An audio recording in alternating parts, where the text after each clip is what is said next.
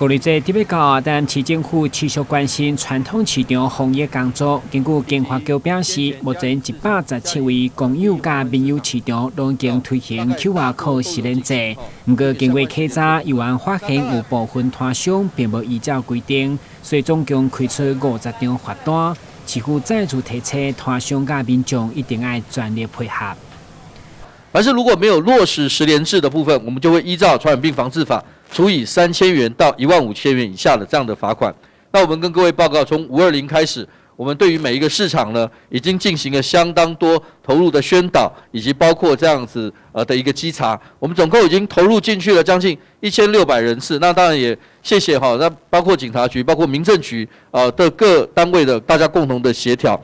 那到目前为止，我们已经开出了50张的罚单啊。那我想开罚单不是我们的目的，我们是希望透过这样的一个宣导，民众他自我的意识的提升，希望每一个市场、每一个市民都可以一定要记得戴口罩，那么要实联制，更重要也要记得大家一直在提醒的分流。当市场里面人太多的时候，请你务必缓一点再去，隔天再去。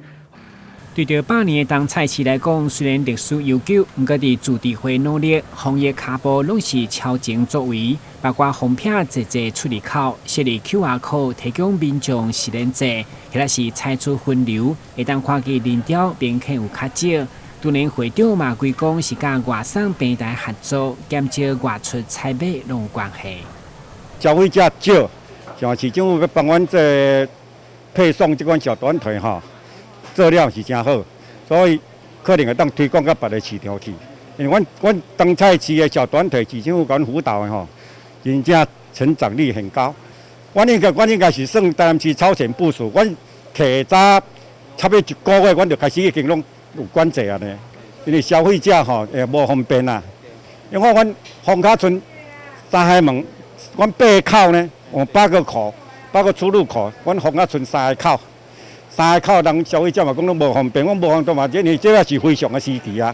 大家较忍耐，大家互相体谅，啊，大家来遮吼，采买吼，唔通像较早呢，讲大家搁话两句啊，较长去，一路买吼，大家拢较早转去厝里，莫踮市场内底逗留啦。一定爱实联制啊！有，足早阮就已经做实联制 QR code， 阮拢有做。驻地会强调，非常时期虽然造成民众无方便，不过一定要有非常的手段，才当杜绝潜在危机。其中透过电商平台，互民众伫厝卡电话地当取回宅配服务。实施以来，摊商订单愈来愈多，都要互大家减少出门自急的风险，嘛开拓摊商新的商机。台南新闻，阮及何乔邦采访报道。